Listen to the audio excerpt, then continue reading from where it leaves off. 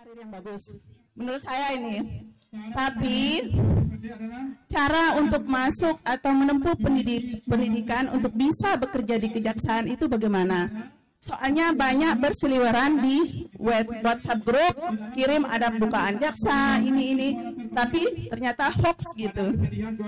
Bagaimana tips and triksnya supaya kita tidak mendapat berita hoax tentang kejaksaan? Terima kasih, itu saja pertanyaannya.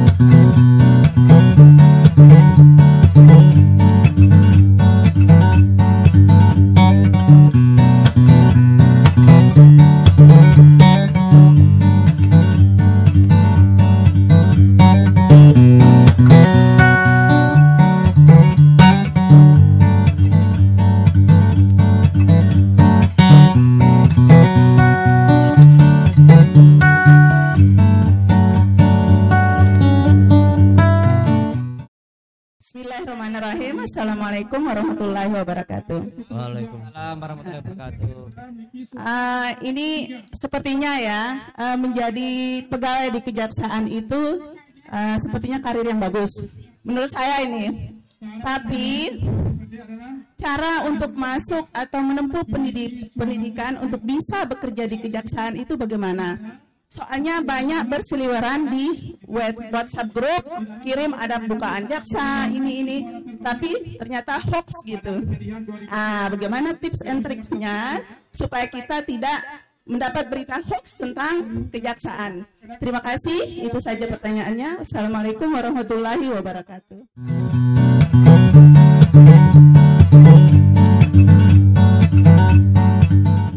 Waalaikumsalam warahmatullahi wabarakatuh. Izin Pak Kajari. Bu, silakan duduk, silakan. Ibu dari mana, Ibu? Ya, emang punya anak yang mau masuk kejaksaan? Anak saya masih SMA kelas 3. Ini kita ancang-ancang sepertinya baguslah ini berkarir di kejaksaan. Ya, jadi ya memang bagus, Bu, karena kejaksaan ini adalah instansi vertikal yang kita wilayahnya bisa se-Indonesia, bisa pindah-pindah. Jadi bisa mengetahui betapa luasnya, kayanya, beragamnya Indonesia ini. Kemudian kita juga termasuk ASN juga, Bu ya. ASN vertikal, sehingga Ibu sudah bisa mengetahui bagaimana ASN itu kehidupannya gitu ya. Mudah-mudahan memang pilihan Ibu tepat nanti ya. Nah, kemudian kalau memang kejaksaan itu membuka lowongan, kan belum tentu tiap tahun ada, karena kita lowongannya formasi pendaftaran tetap harus ikut daripada Kementerian PAN ya. Nah, itu tentu diumumkan. Nah, bisa dilihat di searching gitu ya, di web ataupun di searching di Google pendaftaran kejaksaan. Nah, yang pasti bahwa ketika itu memang ada pengumuman ya, Kejaksaan Agung secara terbuka mengumumkan jumlah formasi. Nah, itu sudah ada formasinya. Misalnya untuk calon jaksa berapa, untuk tenaga komputer berapa, untuk tenaga dokter berapa, itu sudah jelas. Kapan harus mengajukan syarat administrasinya, kapan tes-tesnya dan sebagainya, apa syaratnya, misalnya nilai dan sebagainya, kesehatan bagaimana dan sebagainya. Nah, itu nanti apa yang menandakan itu tidak hoax, yang jelas bahwa memang ada dibuka itu ketika kita masuk, memang ada panitianya dan sebagainya. Sudah nanti dari Kejaksaan Tinggi biasanya, kalau sini di Mataram. Nah, di Mataram nanti ada panitianya, kemudian mulai dari pendaftaran dan sebagainya itu sudah terkoordinir dengan baik. Berarti kan enggak hoax. Nah, jadi insya Allah kalau memang beritanya ada, intinya kalau yang lain juga membuka instansi-instansi lain, biasanya juga ada formasi untuk kejaksaan. Artinya ada rata-rata ASN atau instansi pemerintah membuka lowongan kan. Cuman kan daftarnya, syarat-syaratnya itulah yang kemudian harus disesuaikan. Nah, yang perlu dipersiapkan adalah ya selain untuk bagaimana nanti melihat perkembangan melalui media, juga bisa ke kantor kami kapan pendaftaran dan sebagainya. Kemudian syarat-syaratnya itu kami juga tentu ada informasi dari pusat seperti itu, Bu ya. Nah, yang perlu disiapkan ya tetap belajar, nilainya harus bagus, fisiknya harus prima karena ada tesnya banyak, kesehatannya. Nah, kemudian termasuk psikotesnya, bahasa Inggrisnya, matematikanya, semuanya, wawancaranya, kepemimpinannya itu harus dilatih. Ya, jadi terima kasih kalau Ibu kemudian berminat dan tertarik untuk masuk kejaksaan, karena di KSP kan masih jarang ya. Ini kita banyakkan pendatang juga ini. Ada dari Mataram, ada dari Bima. Nah, kita dari Jawa, memang se-Indonesia. Jadi kalau di sini nanti daftar, bisa juga nanti penempatannya di Mataram, bahkan di Jakarta, bisa, siapa tahu bisa keliling Indonesia anak Ibu. Ya, terima kasih. Jadi kalau kita buka sekarang, nah Ibu bisa buka ada nggak informasinya gitu ya, bisa langsung dibuka. Ini ada webnya Kejaksaan Agung tuh, kejaksaan.go.id. Nah, itu www.kejaksaan.go.id. Nah, itu ada pengumuman Kejaksaan Agung itu resmi, Bu ya. Nah, di sini adalah punya web resmi Kejaksaan. Nah, maka kalau Ibu pengen lebih mengetahui detail, nanti bisa main-main ke kantor Kejaksaan, udah tahu Bu ya. Nanti kita jelaskan detail. Ya, minimal tahun kemarin bagaimana prosesnya dan sebagainya, seperti itu. Ya. Gitu Bu ya. Terima kasih. Bisa tambahan lagi? Ya. Selain kompetensi akademik yang menjadi syarat dari mau ikut bergabung dalam sekolah kejaksaan ini, syarat kompetensi yang lain, misalnya kecakapan hidup yang lain, yang bagaimana maksudnya secara spesifiknya itu kecakapan yang bagaimana gitu. Ya, jadi ini ada pengumuman juga Bu ya, ini di sini sudah ada misalnya yang dibutuhkan apa di kejaksaan itu. Pertama, jaksa ahli pertama gitu. Nanti kompetensinya juga ada, misalnya tinggi untuk laki-laki 160 cm misalnya. Kemudian juga dia harus sarjana hukum dan sebagainya. Untuk wanita berapa, 155 dan sebagainya. Kemudian analisis rancangan naskah perjanjian, ini juga ada, misalnya dia juga punya kemampuan khusus di bidang tertentu kualifikasinya gitu. Nah, peranata komputer ahli pertama, ahli forensik digital, ahli pertama penilai pemerintah, ahli pertama perencanaan, peneliti ahli pertama penerjemah, peranata barang bukti, pengelola data perkara dan putusan, pengolah data intelijen, pengelola pengaduan publik, pelaksana terampil auditor, jurnalis, pengadministrasi penanganan perkara, pengawal tahanan, dan dokter spesialis. Ini semua punya kualifikasi. Nah, itu macam-macam di situ udah disebutkan detail. Maka kalau Ibu mau lebih detail, ya silakan nanti ke kantor kami Bu ya, kita biar lebih bisa jelaskan, karena di sini memang sudah ada informasinya. Nah, itu biar disiapkan sesuai dengan apa Ibu, sekolahnya anak Ibu dan sebagainya, apa yang nanti harus ditempuh dan sebagainya, kalau memang nanti masih mempersiapkan diri untuk kedepannya. Ya, jadi bisa ada yang D3 juga bisa, misalnya akuntansi, ekonomi, kemudian juga sarjana juga ada ya, hukum, ya itu calon jaksa, termasuk kedokteran. Nah, itu kita memang punya rumah sakit juga di Jakarta itu. Nah, jadi memang bukan hanya sarjana hukum ya, yang kalau di kejaksaan, tetapi kalau mau jadi jaksa harus sarjana hukum. Kalau dan harus sekolahnya ikatan dinas. Oh enggak, kita bukan ikatan dinas, sekolahnya bisa di mana saja, tetapi memang nilainya nanti yang akan ditentukan. Harus ada nilai minimalnya, maka kita sarankan yang sekolah yang terbaik. Sekolah yang terbaik, nilai yang terbaik, insya Allah itu penilaian juga. Ya, nilainya kan akademik dan non akademik. Akademik dari nilai, non akademik dari kesehatannya, dari skill komputernya, mungkin nanti ada psikotesnya, wawancaranya, leadershipnya, semuanya dinilai. Ya Bu ya, siap. Anaknya Bu cewek cowok? Cewek. Cewek, ya, apalagi cewek, keren kan? Ini juga jaksa ini. Tapi ya, sepertinya mundur karena fisiknya agak mungil gitu. Ya, yang penting ini. Ya nih, tadi kalau ini kan 155 untuk cewek gitu ya. Ini juga sini. Ini apa jabatannya apa? Oh, tahanan. Oh, pengawal tahanan. Kan ada tahanan juga cewek, wanita Bu ya. Ini apa jabatannya? Nah, gitu. Sarjana apa dulu kamu? Sarjana apa?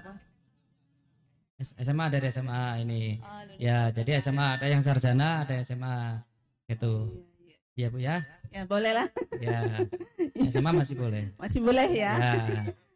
Ya. Insya Allah. Semangat. Semangat. Insya Allah. Penting doa Ibu. Ya Bu ya. Semangat. Insya Allah. Ya. Tergantung bakat dan minatnya anak-anak juga ya. Ya, terima kasih penjelasannya sama-sama. Luar biasa. Apa namanya, jelas, lengkap dan lugas. Insya Allah nanti kita main-main ke kejaksaan untuk informasi yang lebih detail lagi. Terima kasih. Wassalamualaikum warahmatullahi wabarakatuh. Mohon maaf ya, saya itu punya ipar, katanya sipir penjara. apakah jabatan sipir penjara itu termasuk dalam ini? Bukan ya? Oh bukan ya. Mohon maaf ya. Ya lain ya, lembaganya lain. Oh iya. Oh lain. Ya. Jadi Bu, ya. Kejaksaan Negeri itu adalah di bawah Kejaksaan Agung. Ya. Di bawah Kejaksaan Agung Republik Indonesia. Jadi kalau sipir itu ya, di sipir. lapas itu di bawah Kementerian Kumham. Ya beda. Iya. Kami di bawah Kejaksaan RI, yang sana di bawah Kumham. Ya. Soalnya saya penasaran gitu. Ada saudara jadi sipir penjara. Bahan gitu apa ini kemana ini tanggung jawabnya gitu. Beda juga tugasnya. Beda juga ya. Kami sebagai penuntut umum, dia sebagai yang kemudian membina narapidana. Jadi produknya dari penuntutan itu di pengadilan, jaksa menuntut, kemudian setelah hakim memutuskan di pengadilan kita eksekusi dibawa ke lapas. Itulah tugasnya sipir membina di sana. Oh iya, alhamdulillah. Tambah lagi ilmu dan pengalaman baru. Terima kasih. Ya. Terima kasih Bu ya. Terima kasih Bu.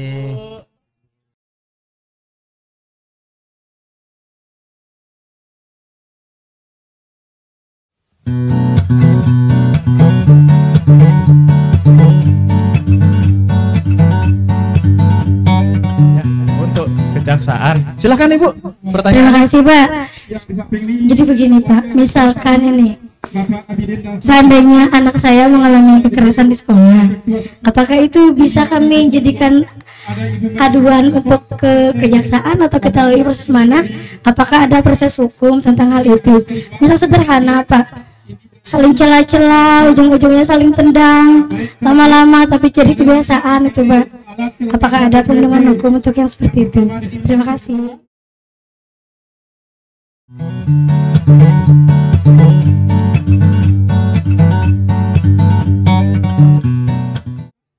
Terima kasih Bu dari Seloto ya. Tahu juga lokasinya, tapi ini terima kasih. Ini, Bu.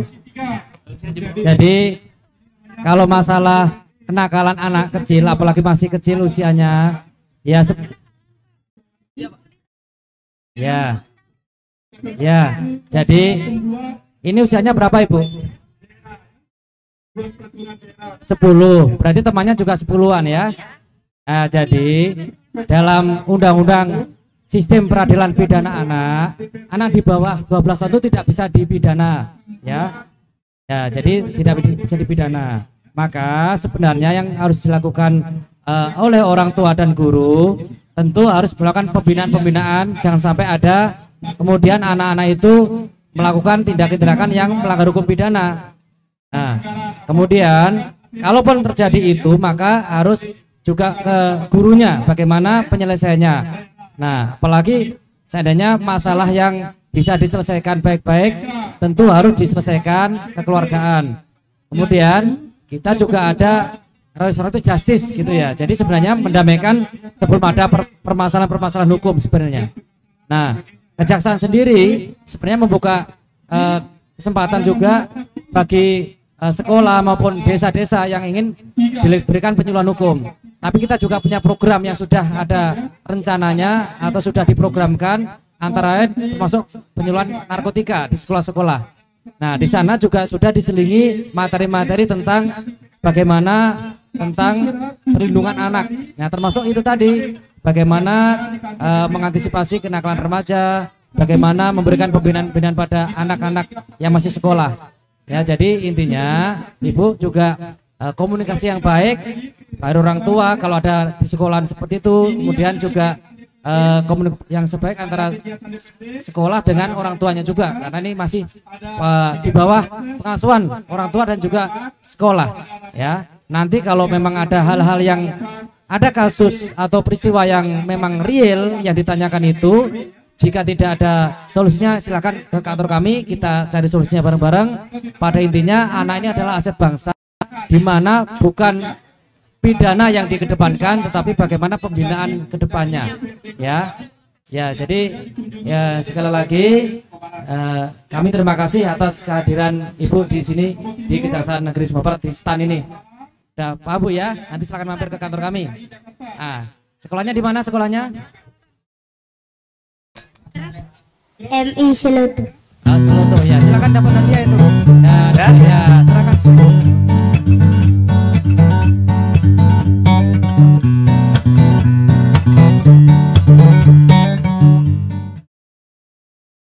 Pemerintah desa, Pak. Oh, per desa, monggo. Sekretaris Desa Matayang. Ya, oke. Jadi alhamdulillah dengan adanya layanan-layanan seperti ini kayaknya kami dari pemerintah baik masyarakat kayaknya merasa dekat dengan Kejaksaan Kabupaten Sumbawa Barat ini. Jadi yang saya mau pertanyakan di sini, Pak, kebetulan kami dari pemerintah mungkin kami bisa diberi masukan atau pendapat atau hal-hal terkait masalah hukum, Pak. Atau yang lebih saya pertanyakan ini bagaimana langkah kami selaku pemerintah desa dalam hal-hal menangani kayak penyalahgunaan narkoba, seperti hal-hal yang seperti itu, Pak. Karena memang kayak penggunaan hal-hal yang seperti ini tidak bisa kita pungkiri di tengah-tengah masyarakat, khususnya di anak-anak muda, kalangan anak muda ini, Pak. Mungkin kami bisa diberi pengetahuan atau sedikit ilmu, Pak, untuk bisa menangani hal-hal yang seperti itu, Pak. Terima kasih, Pak Kejari.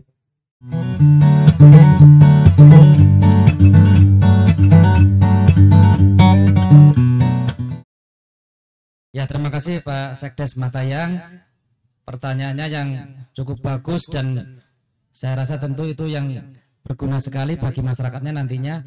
Jadi apakah kira-kira yang bisa dilakukan oleh pemerintah desa dalam rangka di desanya kalau ada permasalahan-permasalahan hukum antara lain narkotika dan sebagainya. Nah, ini kalau memang dari pemerintah desa sendiri tahu ada di sana peristiwa-peristiwa itu harusnya memang segera koordinasi dengan aparat berwajib. Nah, kemudian ketika memang kalau memang ada orang yang kalau narkotika ini dia mengakui sendiri dia sebagai pecandu, nah, seharusnya speknya diajak untuk melaporkan diri ke BNN. Ya, kalau orang ini yang kemudian secara sukarela dia sebagai pecandu kemudian melapor sukarela tanpa ditangkap gitu ya, tanpa ada penangkapan dan sebagainya. Nah, tapi sukarela pengen sembuh, pengen diobati ya, lapor ke BNN, nanti BNN akan kemudian ada di sana dikasih kemudian asesmen sehingga mengetahui apa program penyembuhannya, apakah cukup rawat jalan atau bagaimana. Jadi itu tidak dipidana ya, karena dia melapor sendiri sukarela untuk pengobatan. Nah, itu kalau terjadi tidak pidana dan orang yang melapor diri untuk masalah pengen penyembuhan narkotika. Nah, bagaimana upaya-upaya pemerintah desa dalam rangka untuk menanggulangi peredaran gelap narkotika di wilayah desa, Bapak? Seharusnya pemerintah desa ini memang terus gencar memberikan penyuluhan. Nah, penyuluhan dengan bisa menggandeng kami kejaksaan atau juga bisa menggandeng lembaga lain yang memberikan penyuluhan hukum anti narkotika tersebut. Nah, setelah memberikan penyuluhan kepada tokoh-tokoh termasuk pada ibu-ibu PKK, kemudian tokoh-tokoh masyarakat, tokoh agama, pemerintah desa sendiri, kemudian inilah tokoh-tokoh ini akan juga harus di lingkungan masing-masing memberikan edukasi ya kepada warga-warga, misalnya RT-nya, kepada lingkungannya dan sebagainya. Bagaimana bahayanya narkotika? Apa itu tanda-tandanya orang yang terkena narkotika? Nah, apa yang kemudian harus pertama kali dilakukan? Nah, ini kemudian nantinya ketika di sana ada semacam edukasi pencegahan akan paham kira-kira jika ada yang mencurigakan tentu harus segera ditegur, diingatkan, jangan sampai nanti terjerat dan sebagainya. Nah, seperti itu. Ini juga karena narkotika ini sangat rawan sekali. Karena ketika sudah terjangkit narkotika bisa juga menyebabkan tindak pidana yang lain, antara lain kriminalitas yang lain. Kenapa? Karena kalau sudah kecanduan bisa juga gelap mata dan sebagainya. Maka pencegahan ini penting sekali. Nah, silakan kalau memang ada program nanti bisa dikumpulkan tokoh-tokoh masyarakat, ya kan, kemudian tokoh agama, Pemdes, kita diundang juga bisa untuk memberikan penyuluhan anti narkotika tersebut. Kita tunjukkan contoh-contoh bentuknya kayak apa narkotika itu, kita tunjukkan gejala-gejalanya kayak apa, kita tunjukkan bagaimana langkah-langkah jika kemudian ada indikasi-indikasi ini. Nah, jadi seperti itu Pak. Yang terpenting pertama sekali memang harus ada sosialisasi pencegahan Pak. Nah, baik, jadi terima kasih Pak. Yang kebetulan memang kami khususnya yang ada di Desa Matayang, jadi hampir 2 tahun berturut-turut 2019-2020. Alhamdulillah kami pernah mengadakan kegiatan itu, dan alhamdulillah juga kami memang pernah memakai pemateri dari BNN dan Kejaksaan juga. Namun memang ada kebingungan, terutama di pribadi saya, langkah-langkah apa yang baik untuk sekiranya bisa kami lakukan ketika ada dari warga atau masyarakat yang punya gejala-gejala yang seperti itu. Jadi alhamdulillah dengan jawaban seperti ini, ya insya Allah kami punya solusi. Contoh salah satunya tadi melaporkan diri untuk tidak masuk ke ranah hukum. Nah, mungkin lebih jauh lagi Pak, karena kebetulan kami orang desa, jadi tentu banyak sekali hal-hal yang lika-liku yang kami jalani Pak, karena ternyata menjalani sebuah pemerintahan di tingkat desa itu cukup sulit kita rasakan. Jadi begini Pak, banyak sekali kita lihat contoh kayak desa-desa yang mohon maaf Pak, yang sudah masuk ke ranah hukum atau seperti apa. Nah, jadi pertanyaan kita di sini, ketika desa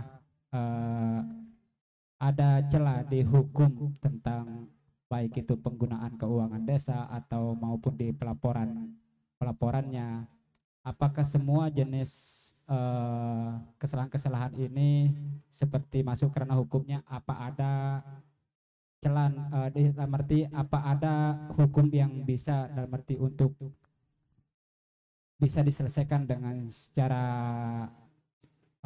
kerelaan hati atau ibaratnya kebaikan, contoh ibarat kepala desa atau maupun sekretaris desa atau pemerintah lainnya terjerat hukum karena A, B atau C, terus ada celah hukum untuk bisa dilaksanakan secara baik, seperti itu Pak. Jadi terkait masalah bagaimana jika ada penyimpangan keuangan di desa. Nah, ini kita lihat dulu. Seharusnya memang sebagai Kades ataupun Sekdes Bapak yang verifikator, ya verifikator bagaimana pertanggungjawaban keuangan ini. Termasuk Kades penanggung jawab tertinggi keuangan dan administrasi di desa ini saat menerima pertanggungjawaban keuangan itu memang harus memverifikasi, ya, kemudian juga cek and recheck, ya, sehingga di situ ketika ada pendeteksian, ya, dideteksi, dirasa-rasa kok ini enggak sesuai, ya, dicek ternyata memang enggak sesuai, harus segera dipulihkan. Kan itu mendeteksi diri sendiri dulu, introspeksi diri sendiri. Nah, kemudian jika itu tidak sempat, akhirnya kelolosan, ya, bukan tidak sempat, ya harus diusahakan, tapi akhirnya kelolosan sudah diupayakan ternyata tidak ketahuan. Oh, nanti juga ada audit atau dari pemeriksaan APIP, ya, APIP, aparat pengawas internal pemerintahan, itu dari inspektorat. Itu rutin. Nah, apalagi sekarang bukan hanya rutin setelah semua kegiatan selesai tahunan, tapi juga sampling di tengah-tengah perjalanan suatu kegiatan. Nah, itu dimanfaatkan ketika sudah audit oleh inspektorat sebagai APIP, kemudian ada temuan, ya harus segera dipulihkan. Ya, misalnya ada kekurangan administrasi, harus segera dipenuhi. Misalnya ada selisih penggunaan, harus segera dikembalikan. Nah, akhirnya apa? Akhirnya APIP akan tidak lagi menemukan penyimpangan keuangan tadi, gitu. Akhirnya sudah selesai, kan dikasih kesempatan. Nah, tapi kalau ini kemudian ditemukan APIP tapi ini tidak mau mengembalikan, tidak memulihkan, itu otomatis ada peristiwa. Nah, peristiwa yang ada akibatnya yaitu kerugian keuangan. Akhirnya nanti kalau ada kemudian pelaporan ke penegak hukum tetap harus diproses. Nah, seperti itu. Istilahnya tidak ada niat baik untuk ibaratnya saya selaku yang ada di pemerintah sudah punya kesalahan dan tidak punya niat baik untuk memperbaiki kesalahan itu, seperti baru itu Pak, ya. Ya, intinya kan ini sudah melalui tahapan-tahapan pembinaan, pengawasan, pemeriksaan yang berjenjang. Ya. Di pemerintah desa itu kan sudah ada pembinanya di Dinas Pemerintah Desa Kabupaten. Di sana pembinanya, ada kecamatan juga yang kemudian rutin melakukan asistensi ya. Kemudian ada APIP tadi, inspektorat tadi, ini sudah pembinaan semua nih. Nah begitu ini semua dibina, ternyata ada temuan-temuan dan mereka profesional karena ada auditor ya, inspektor itu. Nah tapi ternyata ini nggak mau diperbaikan. Nah tetap itu tadi yang terjadi ketika APH masuk, ada peristiwa pidana, ada kerugian negara, mau nggak mau harus tetap diproses sesuai dengan ketentuan yang berlaku seperti itu. Kenapa? Karena penanganan tipikor ini ya, penanganan tindak pidana korupsi ini pada dasarnya tujuannya untuk memulihkan kerugian keuangan negara yang terjadi. Nah, kalau tadinya misalnya ditemukan APIP sudah dipulihkan di awal, berarti kan tidak ada lagi kerugian negara, ya kan kembali, ya, negara tetap bisa nantinya digunakan lagi uangnya. Nah, terus kalau kemudian tidak dipulihkan sejak awal, nah mau nggak mau harus penegakan hukum yang tegas dan kemudian humanis ini, akhirnya proporsional tadi melihat kesalahan apa, kerugian bagaimana, nah itu tetap sesuai dengan profesional dan proporsional penanganannya. Gitu Pak ya. Baik, terima kasih Pak. Mungkin itu saja mungkin yang dapat kami pertanyakan, dan terima kasih atas jawaban dan solusi yang diberikan kepada kami. Mungkin saya akhiri Pak. Terima kasih. Ya sama-sama Pak ya. Semoga bekerja lancar dan sukses. Siap. Ya. Terima kasih Bapak pertanyaannya. Sebagai kenang-kenangan karena telah bertanya, ini ada sedikit cerita mata kaos ya. Ini gambar pimpinan kami. Ya Bapak Dibuka Jaksa dulu ya Agung. kita ini ya. Semoga berkenan.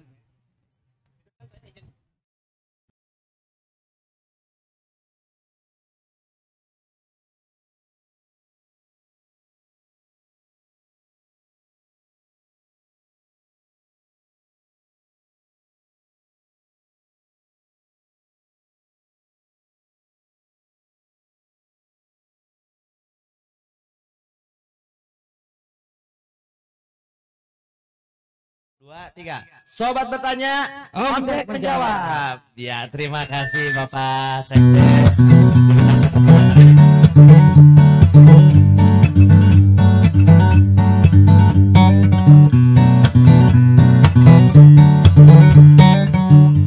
Terima kasih. Oke, terima kasih kesempatannya luar biasa. Ini pertama kali sih kita sebagai masyarakat kan belum kenalin namanya kejaksaan ini. Memang lembaga yang tertinggi di Indonesia. Salah satu yang ya kuasanya tinggi lah. Nah, ini masuk ke sini juga, wah luar biasa ini.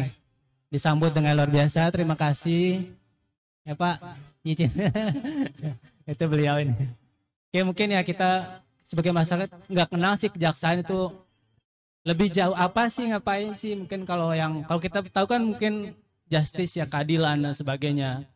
Kalau untuk yang ke dalamnya bagiannya apa saja yang ada di kejaksaan. Nah, kita kan belum pernah masuk ke kantornya gitu. Apa sih bagian-bagiannya? Dari kepemimpinannya mungkin pimpinan atau apa? Nih, yang umum-umumnya lah. Itu aja sih yang pengen tahu.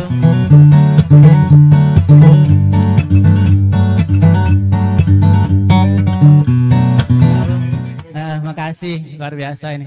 Boleh. Aduh, makasih ya. Memang kalau kejaksaan selama ini kurang di ini mungkin ya masyarakat, karena kita banyakkan di sidang ya. Nah maka ini semoga dengan program ini masyarakat bisa langsung lebih mengenal ya kejaksaan. Kejaksaan ini tugas pokoknya itu paling utama yaitu melakukan penuntutan Bapak. Hasil penangkapan dari kepolisian terhadap suatu tindak pidana diproses penyelidikan oleh penyidik Polri. Hasil kerjaannya dikirimkan ke kejaksaan untuk dilimpahkan ke pengadilan. Nah nanti di sidang pengadilan jaksa yang mewakili pemerintah menegakkan hukum untuk membuktikan bahwa bersalah atau tidak bersalahnya si pelaku tindak pidana. Nanti hakim yang memutuskan. Nah hakim yang memutuskan ketika dia dianggap bersalah maka dia akan dibina di lembaga pemasyarakatan. Adapun organisasi kejaksaan ini untuk di tingkat ke pusat itu dipimpin oleh seorang jaksa agung. Nah, jaksa agung di Kejagung, di bawah dari jaksa agung ada tingkatan kejaksaan tinggi. Di bawah kejaksaan tinggi baru kejaksaan negeri. Kebetulan karena kita ada di Sumbawa Barat. Nah, ini kejaksaan negeri Sumbawa Barat.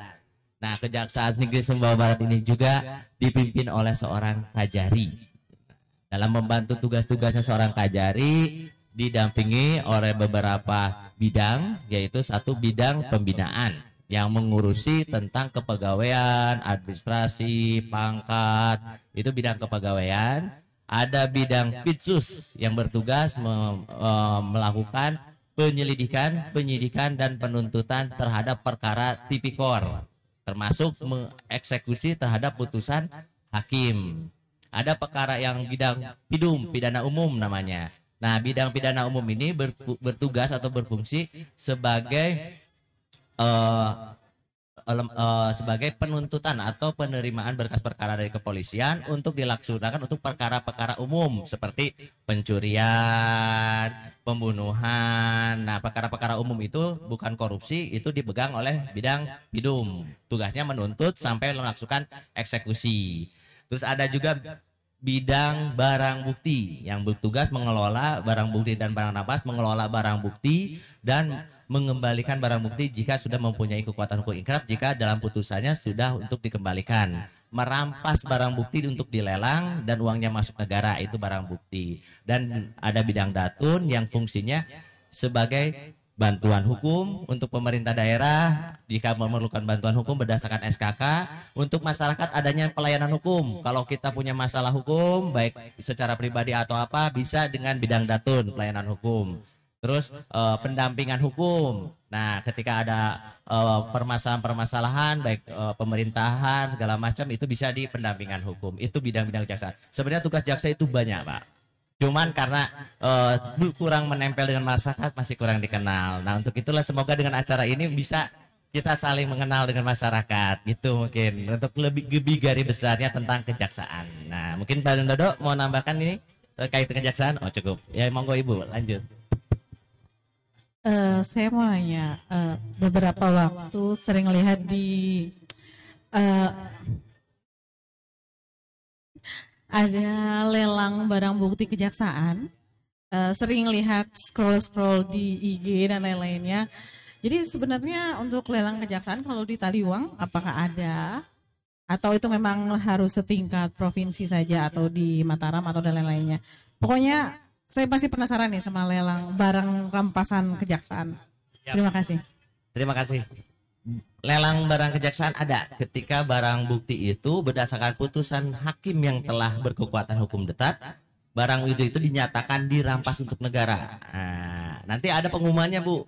Diumumkan, nanti ada pelelangan ini di Kejari KSP, itu dilaksanakan di Kejari KSP dengan bekerja sama dengan LPS, lembaga pelelangan. Nanti ada itunya, hasil itunya ada nilai nominal minimalnya. Nanti itu tinggal gimana pelelangannya. Itu terbuka untuk umum. Siapapun bisa ikut lelang. Kadang ada kayu, kadang ada motor, mobil, tergantung apa yang barang itu dirampas dari berdasarkan putusan hakim. Untuk saat ini mungkin belum ada pengumumannya karena barang buktinya belum ada yang bisa dilelang. Siap. Wah, luar biasa. Ini boleh nanya selanjutnya? Boleh. Ini kayak kalau di film-film Amerika kan, kalau ditangkap Anda boleh berbicara di depan pengadilan sampai ini. Siap. Anda boleh diam. Apakah di Indonesia sama seperti itu? Kalau kita ditangkap nih, apakah kita boleh berbicara di pengadilan atau gimana? Siap. Kan harus nanti kalau ditangkap Anda nanti di pengadilan baru boleh berbicara hak Anda dan sebagainya. Siap. Kalau di Indonesia kita menganut hukum yang berdasarkan pada Eropa kontinental. Jadi berdasarnya Eropa nih, dari Eropa kontinental, hukum kita ini hak dari tersangka itu diberi kebebasan. Seseorang dianggap tidak bersalah sebelum ada putusan pengadilan. Jadi selama dia masih dalam proses penyidikan, dia punya hak untuk membela diri. Bahkan di setiap tahapan itu dia berhak untuk didampingi oleh penasihat hukum untuk membela hak-haknya. Baik itu mengenai sah tidaknya penahanan, sah atau tidak penangkapan, sah tidaknya perampasan barang bukti, sampai sah tidaknya dia penetapan menjadi tersangka. Dia dapat membela diri dulu. Nah, tetapi sampai kepada persidangan itu dianggap tidak bersalah dia. Belum dianggap bersalah. Nah, ketika putusan hakim sudah ketok palu, dianggap bersalah, barulah di situ dia dianggap bersalah. Itu pun bisa putusan hakim bebas kalau dia tidak anggap tidak bersalah. Dan itu namanya ketika sudah prosesan sampai putusan tidak berkekuatan hukum atau tidak adalah banding, tidak ada kasasi atau sudah ingkrah, maka dia dapat dipidana sebagai orang terpidana. Tapi sebelum itu ada ketokan hakim, siapapun dianggap tidak bersalah. Gitu. Ajas praduga tak bersalah. Jadi nggak ada kalimat berhak diam sampai ngomong di pengadilan. Di dalam segala proses pun berhak untuk membela diri. Betul. Nah, karena hak ingkar itu dijamin oleh undang-undang. Tersangka bisa berbohong bahkan. Gitu kan, punya hak ingkar gitu. Luar biasa, makasih. Luar Itu. biasa. Terima kasih Bapak, banyak Mantap. ilmu nih. Banyak Dari ilmu Bapak ini. terima kasih nih kedatangannya. Iya, Nah, iya. Semoga ini Saya. bisa dikembangkan jadi Iya. maksudnya jadi edukasi juga buat Siap, masyarakat siap, kita siap. nih. Makanya kita kan awam nih Pak, jadi Nah, sama-sama Bapak kita saya- belajar. Oke, terima Nah, kasih. saya minta ininya nih Bapak nih Ibu nih terhadap program kami nih. Iya. Sobat bertanya, Om Jack menjawab, ini bagaimana nih kesan-kesannya? Kalau menurut saya ini betul-betul solusi ya, solusi untuk masyarakat seperti kita yang masih sangat awam. Kejaksaan itu kayaknya menyeramkan, kata-kata jaksa, wow serem banget nih kayaknya ya. Padahal sebenarnya tidak seserem itu, lihat mbak-mbaknya juga nggak serem ya mbak ya. Mas-masnya juga baik-baik gitu kan. Jadi kan orang kalau awam tuh melihatnya kejaksaan itu kayaknya hal-hal yang menakutkan. Jadi kalau dengan adanya terobosan seperti ini, kalau menurut saya sendiri itu sangat-sangat membantu seperti kita. Jadi kalau kita ternyata kalau ada masalah hukum ternyata bisa berkonsultasi dengan kejaksaan kan. Selama ini orang-orang nggak tahu kalau ada misalnya ada kasus hukum, ya udah jalani saja seperti itu kan. Padahal bisa Ya. berkonsultasi dengan pihak kejaksaan. Bisa berkonsultasi dengan kejaksaan di bidang datun, namanya pelayanan hukum. Itu gratis Bu, Masya nggak Allah. ditarik biaya. Nanti Luar bisa di biasa. bidang datun. Nah, Luar nanti misalnya biasa, luar permasalahan, oh saya punya sertifikat tanah seperti ini, atau saya punya permasalahan tentang sengketa waris seperti apa, edukasi seperti apa sih kalau melakukan seperti ini. Nah itu bisa, namanya pelayanan hukum Bu, di kejaksaan. Nanti bisa datang ke kantor kejaksaan kalau jika ada saudara apa mau berkonsultasi hukum, itu bisa dilaksanakan. Siap. Terima kasih. Ya, terima Luar biasa. kasih Ibu atas pertanyaannya. Semoga Sama-sama. menjadi ilmu bagi kita Terima semua. kasih. Ya. Ini ada sedikit cenderamata Pak Ibu.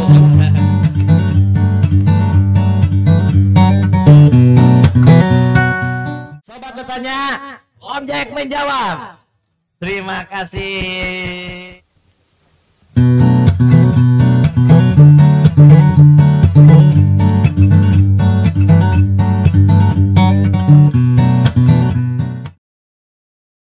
Siapa? Kenalkan dulu namanya siapa? Perkenalkan nama saya Mirna dari lingkungan KTC. Ya. Yang saya mau tanyakan itu misalkan seperti ini. Kadang-kadang kan kita foto sama orang nih, tapi orang itu ini ngeviralin foto kita tanpa tanpa sepengetahuan atau seizin kita. Kira-kira itu gimana? Termasuk pelanggaran ITE atau bagaimana? Ya.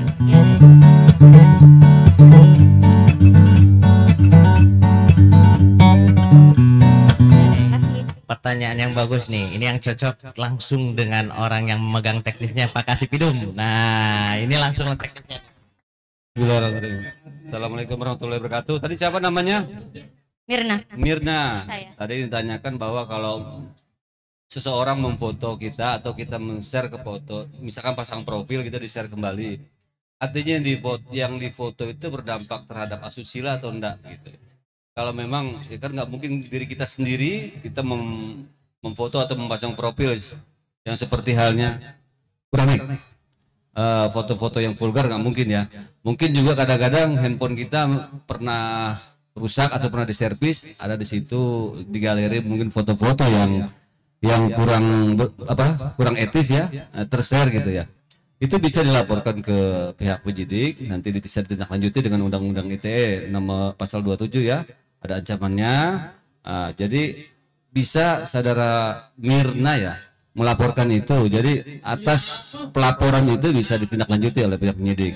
Tapi memang sangat disayangkan, makanya gadget ini sebenarnya banyak positifnya, internet ini banyak positifnya.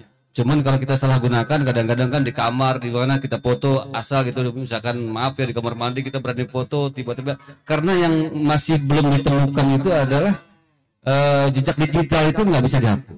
Jadi jangan pernah kita memfoto diri selfie gitu pribadi walaupun merasa aman ya di handphone itu sendiri, ini handphone kita kok. Karena sewaktu-waktu itu bisa terjadi pas handphone rusak, orang yang tidak bertanggung jawab yang servis itu ataupun saudara atau rekan sendiri pas membuka handphone kita tahu password kita, dia share. Banyak yang terjadi, yang beberapa perkara yang terjadi di tempat yang kita tangani itu ya karena ada hubungan pacaran ya misalkan seperti itu. Saat dia meminta kamu dong video call, kamu buka sedikit begini, hal-hal yang vulgar gitu, yang pornografi gitu, asusila, habis itu dia merekam layar gitu, merekam videonya, sehingga itu menjadi ancaman nanti untuk meminta kepada korban, meminta sesuatu yang lebih dari itu, sehingga merasa terancam. Kalau nggak dikasih sesuatu yang diminta oleh si yang meminta itu, dia akan menyebarluaskan. Itu bisa dilaporkan, jadi menjadi suatu tindak pidana. Gitu. Cukup. Itu katanya bisa kena ke undang-undang IT ketika tanpa izin foto kita, bahkan kalau foto itu malah bikin malu kita, ada merugikan kitanya. Ruginya misalnya foto kita ini terlihat sedikit seksi atau apa, padahal kita ini nanti di-sharekan, kita merasa tercemar terhadap itu, kena bisa kena undang-undang IT begitu Pak Kasipidum. Nah, itu langsung dari penanganan perkaranya di Pidum. Nah, ada lagi kira-kira atau masih kurang puas?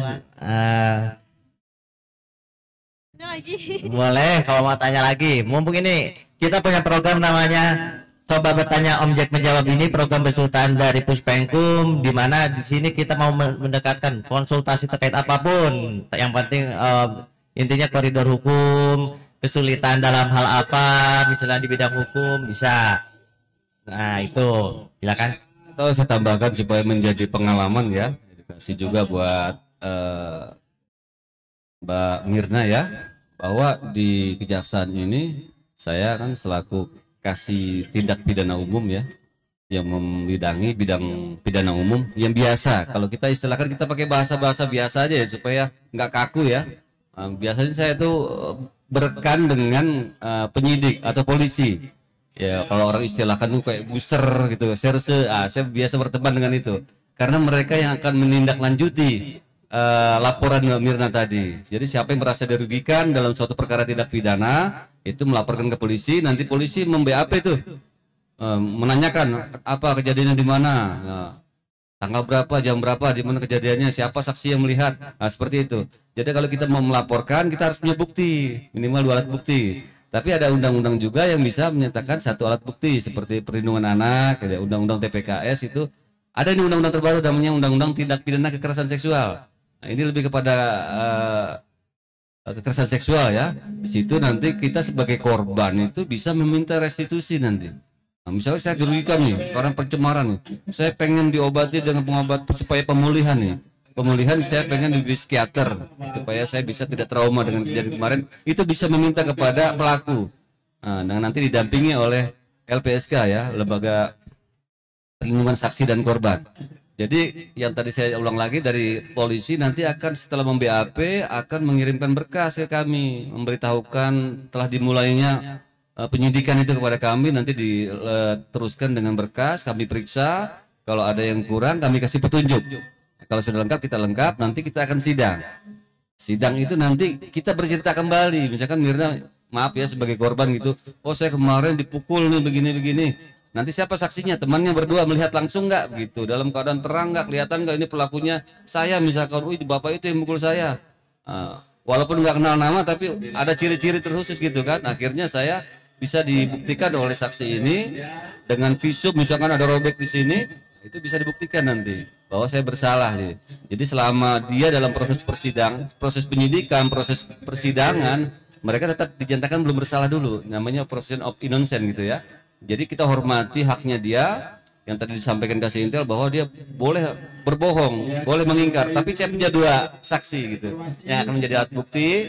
Dan tadi alat bukti surat ya, karena ada visum, dokter memeriksa kenapa lukanya ini, karena saya pukul kena cincin saya, jadi benda tumpul sobek. Nah itu menjadi alat bukti. Jadi nanti orang tersebut nanti jadi jelas terbukti pelakunya, sehingga bisa dijatuh hukumnya seperti itu.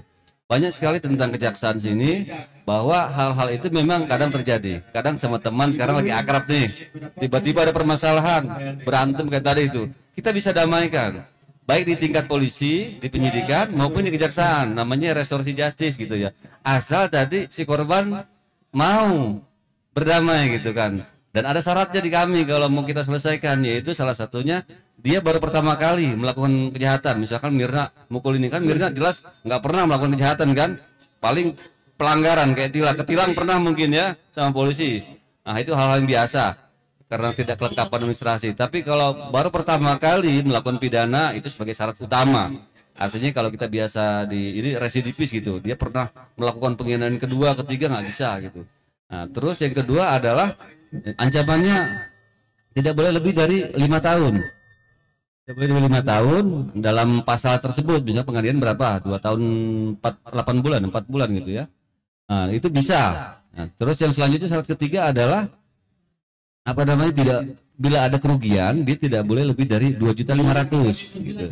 Tapi hal itu bisa di pengecualian. Yang penting pada dasarnya yang pertama tadi dia baru pertama kali dan si korban mau. Jadi selama ini kita kadang-kadang hanya memikirkan sistem hukum kita hanya mempunishment, tapi tidak memulihkan kepada korban. Kadang-kadang kan sebagai korban cuma datang di sidang, kok cuma gini aja, saya kok nggak ada timbal baliknya begitu kan? Padahal di situ ada dia. Sebagai kita masyarakat Indonesia atau Asia gitu ya, kita kan biasa berdamai gitu ya. Kalau ada berantem siapa yang tengahi? Kalau di rumah kan orang tua atau ibu kan begitu, atau paman berkelahi sama tetangga, siapa yang turun tangan? Pak RT, PRW. Nah, kita induksi dari situ bahwa itu memang hakikatnya masyarakat Indonesia adalah sedang berdamai sebenarnya. Tapi terhadap permasalahan tertentu. Kalau misalkan permasalahan kayak pembunuhan itu kita tidak bisa melakukan karena ancamannya juga dia sampai 15 tahun gitu ya. Jadi semua persoalan terhadap persyaratan tadi restorasi justice itu kita bisa damaikan. Artinya nanti kalau teknisnya saya kasih gambaran sedikit setelah kita minta koordinasi dengan penyidik atau polisi, nanti baru kita bisa mediasi lagi dengan para pendamping dari Mbak Mirda selaku pelaku. Misalkan ini sebagai korban, nanti datang tokoh masyarakatnya, bahwa supaya di masyarakat itu menjadi seimbang kembali. Jadi kalau ketemu nggak berantem lagi. Jadi di belakang Mirna ada siapa, ada kakaknya, kakak iparnya mungkin di sana juga. Jadi pas ketemu itu persoalan itu sudah tidak ada, sudah diwakili gitu. Jadi harus ada tokoh juga, bukan cuma berdua nanti yang akan kita damaikan, tapi semua harus tahu bahwa Mirna sama ini sudah berdamai gitu. Nanti kita minta persetujuan ke Jaksa Agung di Jakarta untuk ekspos, insya Allah akan disetujui. Jadi masih banyak lagi tugas kewenangan kejaksaan seperti di Perdata, tadi di bidang intelijen, khususnya di bidang PIDUM. Kami di Undang-Undang 16 2004 yang sudah dirubah sebagaimana tanggal tahun 2021 itu, pasal 30 di tindak pidana, yaitu kita melakukan penuntutan, yaitu tugas selaku jaksa adalah melakukan penetapan dan putusan hakim. Ada juga melakukan pengawasan terhadap pidana bersyarat. Ada juga sekarang undang-undang baru kita boleh melakukan PK gitu. Dan banyak lagi seperti ada media panel, salah satunya itu media panel adalah jenjang untuk melakukan perdamaian. Nah, restorasi justice tadi.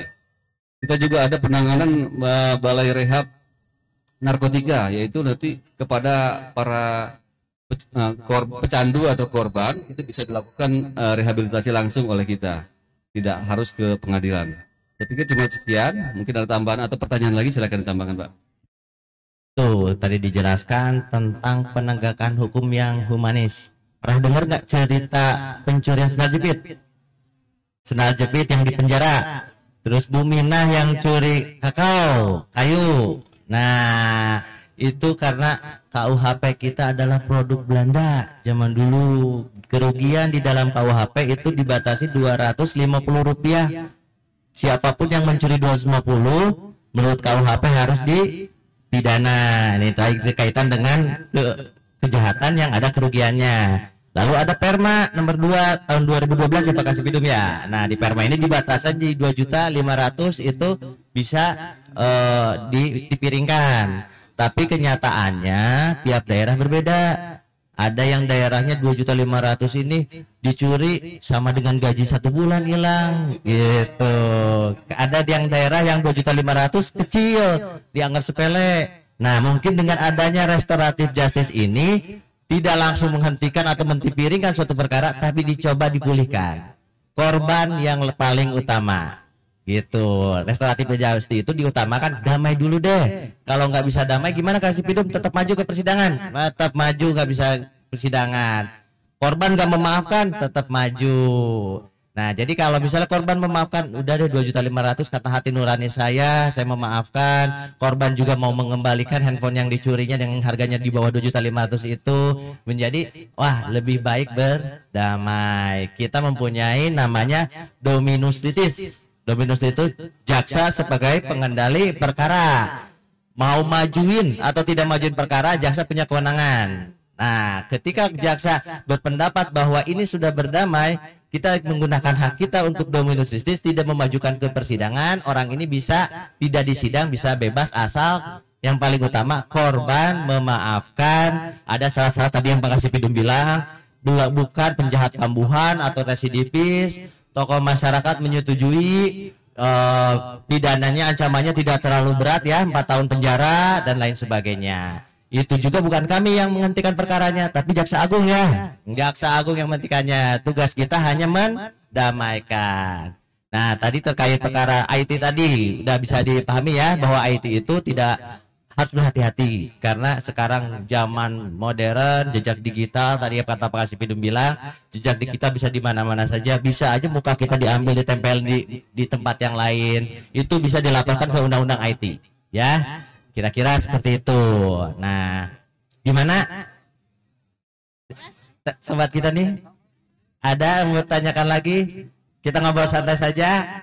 Nah, sekarang kalau gini gimana saya tanya nih, kalau program saya nih, sobat bertanya, jaksa menjawab, dirutinkan seperti apa?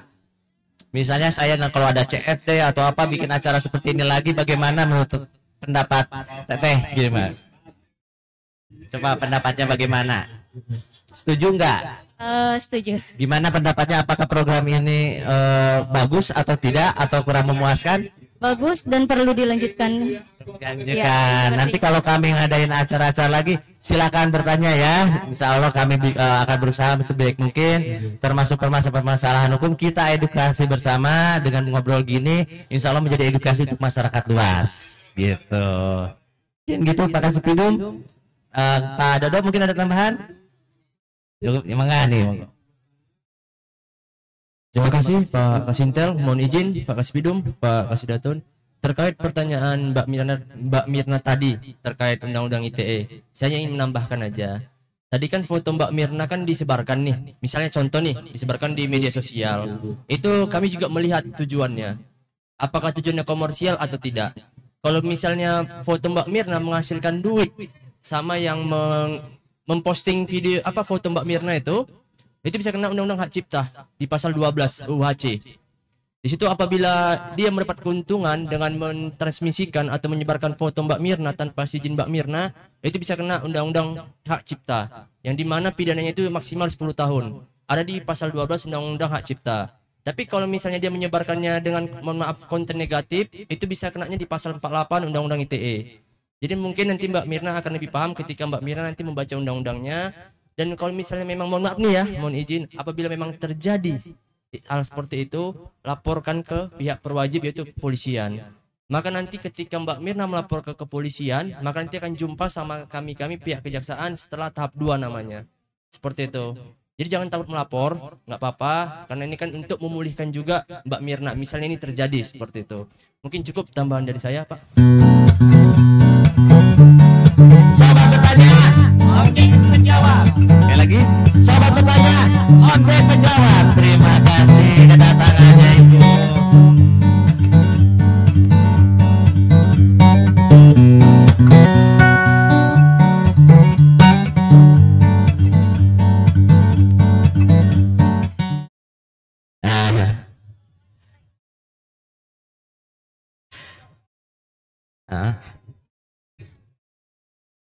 Sementara ini mungkin karena kurang info juga tentang ini, jadi belum belum muncul apa yang harus kami tanyakan itu. Boleh. Hanya tadi di depan saya ditawarin untuk duduk, saya bilang sambil bercanda, apakah ada lowongan pekerjaan untuk di berpajak terkait perekrutan kejaksaan. Iya, betul. Boleh saya Terus bisa sekali. ada katanya bapaknya di luar, masnya di luar, jadi saya masuk gitu. Siap. Nah, terkait perekrutan kejaksaannya, berarti pertanyaannya bagaimana sih caranya masuk ke kejaksaan gitu kan ya Bu ya.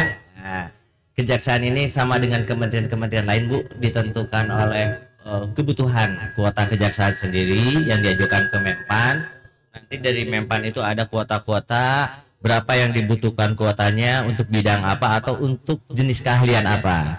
Nah, kalau untuk pertanyaannya pengen jadi jaksa seperti apa? Berarti jaksa itu kategorinya harus sarjana hukum karena bergerak di bidang hukum, minimal SH.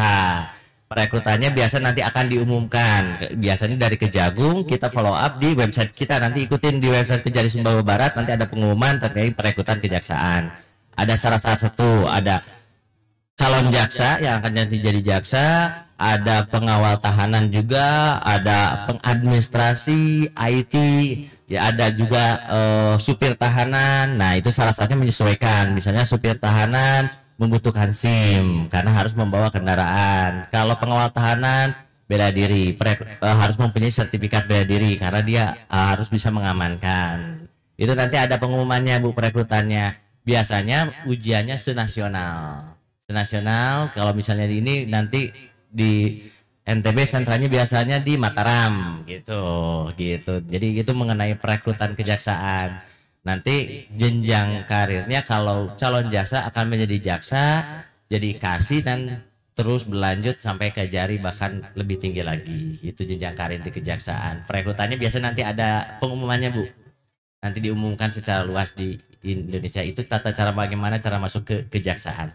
Itu untuk PNS-nya.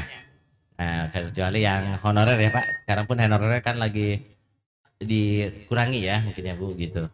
Itu Bu mungkin terkait perekrutan kejaksaan. Nanti kalau kejaksaan ini petualang Bu. Bersedia ditempatkan di mana saja. Putar-putar Indonesia nanti. Saya dari Jawa Barat Bu. Berakhir di Sumbawa Barat sama baratnya. Alhamdulillah. Ya gitu, ada mau tambahkan Pak Kasipidum? Ya, terima kasih Bu. Itu mungkin tadi penjabaran tentang rekrutmen, bagaimana menjadi ASN di kejaksaan ya. Artinya memang dari pusat Bu. Jadi tadi juga sudah ada yang bertanya, katanya sering ada hoax, katanya ada penerimaan. Memang yang wajib dipercaya itu ya portal atau web dari Kejaksaan Agung RI itu sendiri. Kalau Ibu ragu, kalau ada berita-berita seperti itu lebih baik tanyakan langsung yang terdekat. Di tiap kabupaten kota pasti ada, insya Allah ada kejaksaan negeri. Kadang di tempat lain yang sangat luas pun kadang kejaksaan itu diperkecil lagi, ada namanya cabang kejaksaan. Misalkan kami di sini ada kejaksaan cabang Talonang tapi induknya di Kejaksaan Negeri Sumbawa Barat, tapi di sini nggak ada. Tapi di beberapa tempat lain kayak di Bali atau di Kalimantan dan Sulawesi masih sangat banyak Bu. Itu tentang kejaksaan tadi. Memang banyak juga tadi sudah dijelaskan bahwa beberapa formasi memang tidak hanya yang akan menjadi jaksa Bu, yang sering sidang mungkin ya. Orang sering tenarnya di TV itu kan yang sidang-sidang.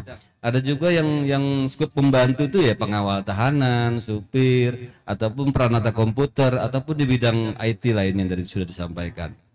Mungkin itu yang tadi yang sama persis disampaikan oleh Kasih Intel. Cuman saya mau menambahkan bahwa saya di bidang pidana umum Bu, yang di sini Bu, yang sering sidang lah. Semua jaksa pasti sidang. Mungkin ada edukasi pengalaman yang akan saya sampaikan ke Ibu tentang narkotika Bu. Nah, kan sekarang banyak sekali peredaran narkotika ya Bu ya. Jadi yang harus Ibu pahami sekarang harus benar-benar menjaga anak, ya suami juga harus jaga. Artinya peredaran itu tidak hanya terhadap orang-orang yang tahu atau tidak tahu narkotika. Kadang-kadang dia kejebak yang dinamakan nanti jadinya korban narkotika. Itu nanti ada yang istilahnya ada namanya peredaran ya, orang-orang tidak bertanggung jawab. Ada juga skup di masyarakat itu biasanya terjadi adalah sebagai pecandu atau korban atau penyalahguna. Nah, terhadap mereka-mereka ini, bukan hanya terhadap orang-orang yang pakai aja, Bu. Ibu pun, kita masyarakatnya punya kewajiban. Seperti halnya yang saya kasih contoh yang tidak diinginkan, misalkan saya atau siapapun itu ya mempunyai anak atau siapapun di keluarga, lingkup keluarga, kalau tidak melaporkan pun kita bisa diancam pidana. Nah, itu kurang lebih 6 bulan, Bu. Dan denda 1 juta. Jadi kalau kita tahu anak kita di pasal 55 Undang-Undang Nomor 35 Tahun 2009, di pasal 55 itu anak yang belum di bawah umur wajib dilaporkan oleh wali.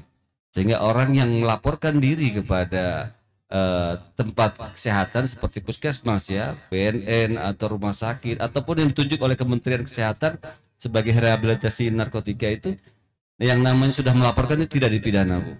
Nah, baik yang di bawah umur maupun yang dewasa, ataupun kepada mereka yang sudah pernah direhab selama 2 kali. Jadi kita wajib, Bu, jangan kita sembunyikan. Memang satu sisi menjadi aib, Bu, tapi kita harus menyelamatkan dia untuk dipulihkan. Karena cuma negara yang akan memulihkan keadaannya. Jadi ibu harus laporkan, jangan sampai nanti dia sejauh tambah jauh.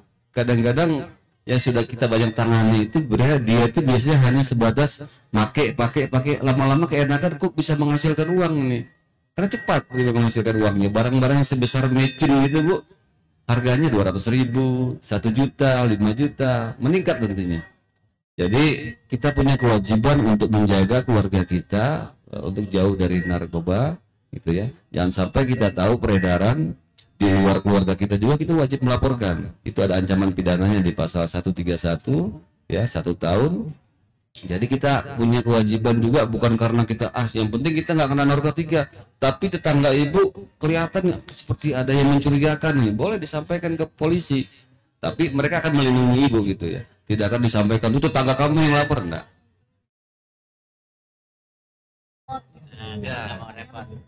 Ya tapi dampaknya sangat luas, Bu. Kalau kita berdekatan pasti akan terpengaruh nanti lama-lama keadaan kita secara ekonomi ataupun pergaulan ya. Sekarang dunia gadget, Bu, ya, gampang sekali terkena narkotika. Jadi kita harus menjaga lingkungan kita juga, bukan terhadap pribadi kita, keluarga kita sendiri, tapi kita harus care kepada orang lain juga, karena pasti akan lari ke kita nantinya. Kalau di lingkungannya tiap hari nongkrong begini nggak jelas, kayak ada yang pakai bong ngisep-ngisep gitu, ibu harus khawatir jangan sampai nanti dia, kadang-kadang banyak yang terjebak, saya nggak suka sama ibu gitu ya, tiba-tiba ibu dijebak ditempel di rumahnya atau bagaimana, sehingga seperti itu. Minimal ibu kenali juga apa itu narkotikanya, secara spesifik ada di sebelah sini, Bu, bisa ibu tahu bagaimana bentuknya, harus tahu bagaimana cara penggunaan, minimal tahu lah seperti itu. Jadi bukan hanya saja yang ibu pikirkan keluarga, tapi orang lain pun kita punya kewajiban supaya lingkungan kita aman, keluarga kita aman dari narkoba ya. Mudah-mudahan ada menjadi pengalaman buat ibu ya. Ya, terima kasih, Bu. Terima kasih Ibu atas kesediaannya berkunjung ke setan kami. Semoga jadi manfaat buat kita semua.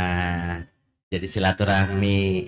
Ibu jangan dilihat barangnya, ini hanya sebuah cenderamata dari kami ya.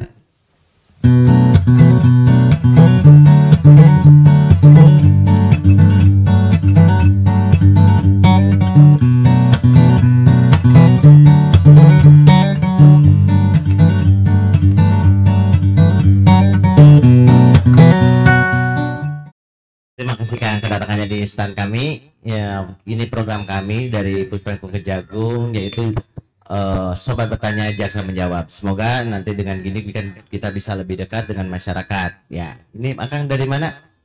Dari asli sini? Beraneka Ragam, Kak. Ini dari Magetan, Jawa Timur. Weh, dari Magetan ternyata. Kalau saya dari Lombok. Dari Lombok. Nah, tujuan di sini tadi acara apa? Jalan-jalan aja. Jalan-jalan, ya. Namanya Kang? Namanya Darja. Darja. Kalau saya Nando. Nando. Nah, kira-kira apa yang mau ditanyakan? Semoga kami bisa bantu, bisa diskusi bersama. Ya. Baik, terima kasih Kak. Memang beberapa waktu ke belakang juga saya sering membaca di media dan juga saya sempat menghadiri acara peresmian balai rehab yang ada di daerah mana ya? Di Rusun itu ya? Yang di Rusun. Aduh. Nah, saya baca juga di media memang banyak sekali di Indonesia ini sudah diresmikan balai-balai rehab. Sebenarnya yang ingin saya tanyakan itu indikator apa gitu seorang pengguna narkoba itu bisa direhab, kategorinya seperti apa, indikator yang penting indikatornya begitu seperti apa sehingga seorang itu dapat dikenakan sebagai pemakai dan direhab segala macam tanpa melalui proses pemidanaan gitu.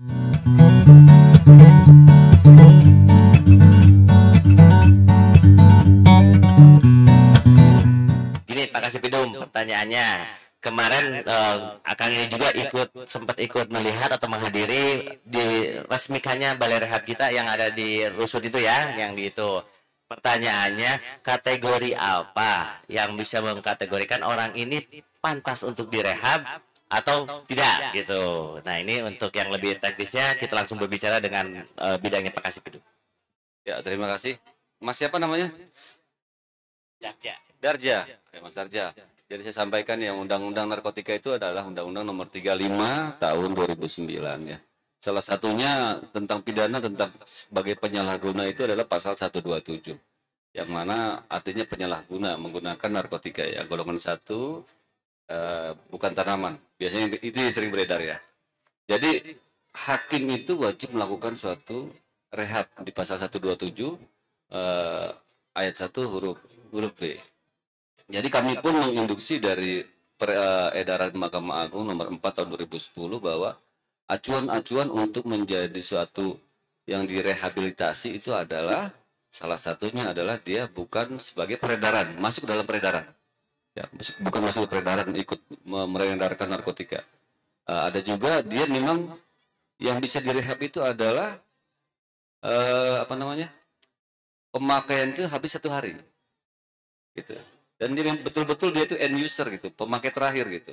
Itu kami induksi dari situ karena memang sering diperbincangkan di antara stakeholder di atas di pusat ya, antara Mahkamah Agung yang dibentuk jadi Mahkejapol, kesepakatan Mahkamah Agung, Kejaksaan dan Kepolisian.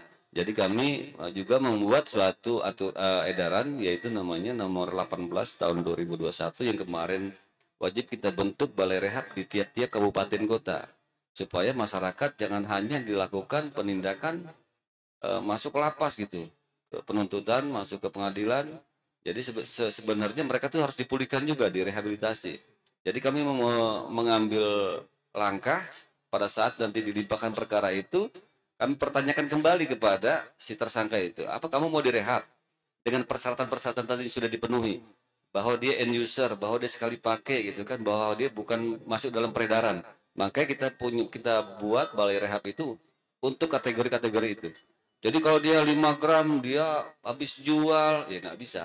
Tetap itu harus dilakukan penuntutan, kita sidang di persidangan. Apakah dia diklasifikasi ini dia itu menguasai, apakah nanti peredaran atau memang dia penyalahguna yang tidak memenuhi ke balai rehab begitu.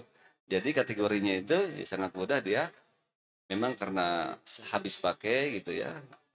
Tadi satu lagi tadi saya jadi bukan peredaran ya habis pakai itu ya. Itu mungkin yang saya bisa sampaikan. Nah gitu, jadi inti dari balai rehabilitasi ini itu terobosan dari Jaksa Agung ya, berdasarkan surat edarannya tadi, bahwa tujuannya pidana itu upaya terakhir, penegakan hukum ini bersifat humanis.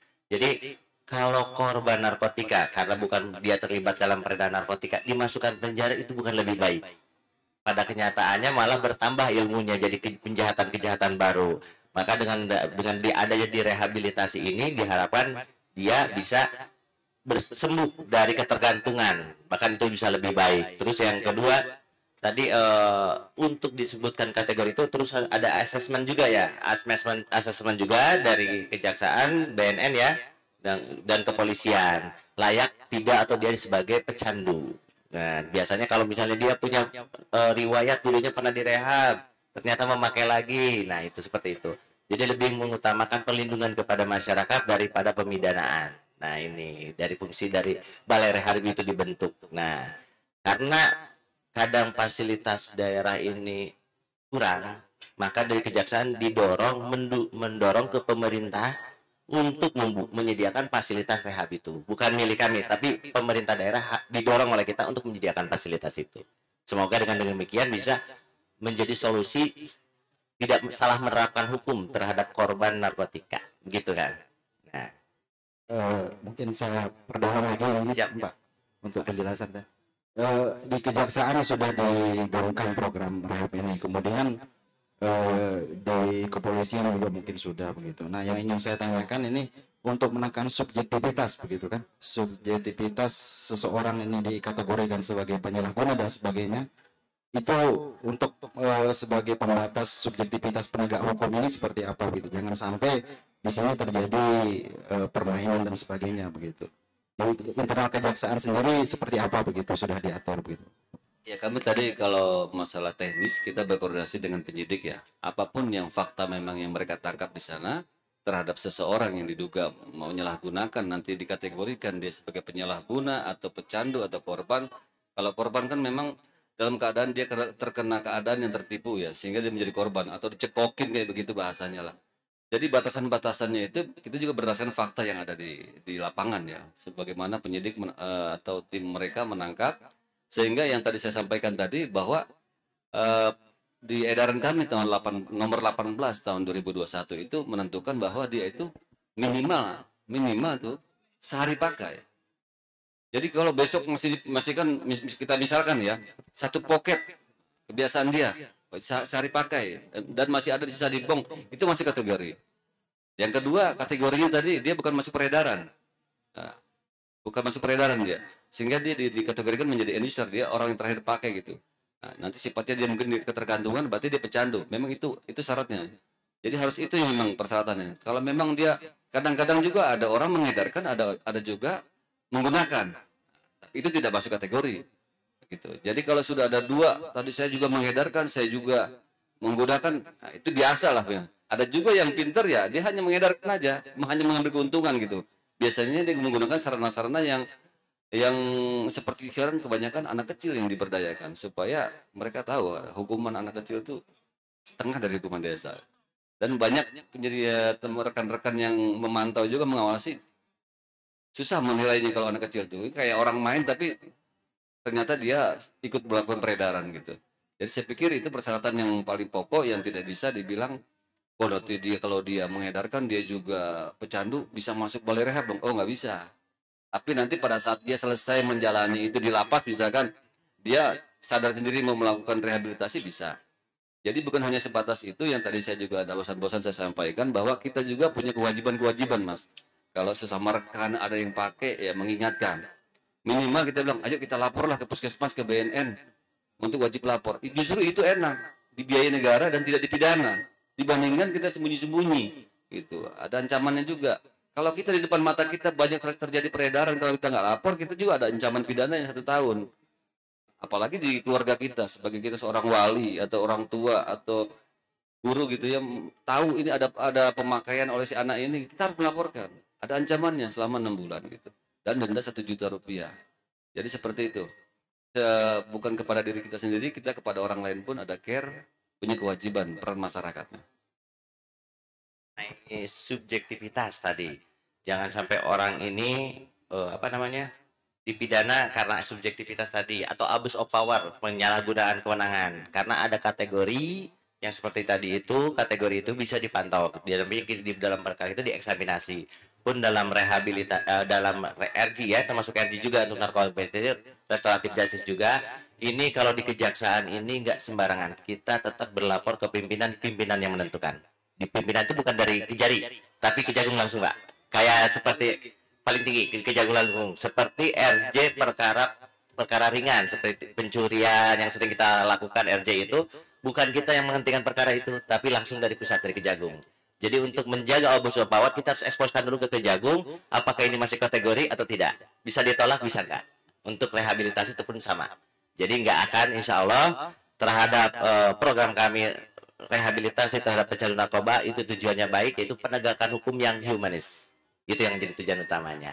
Kira-kira seperti itu, Bapak. Siap, semoga menjadi ilmu kita bagi kita bersama. Terima kasih. Ada kira-kira lagi, Bapak? Pertanyaan? Aduh, terima kasih udah kedatangannya. Mungkin ini ada sedikit cenderamata dari saya. Sedikit aja, jangan dilihat barangnya ya.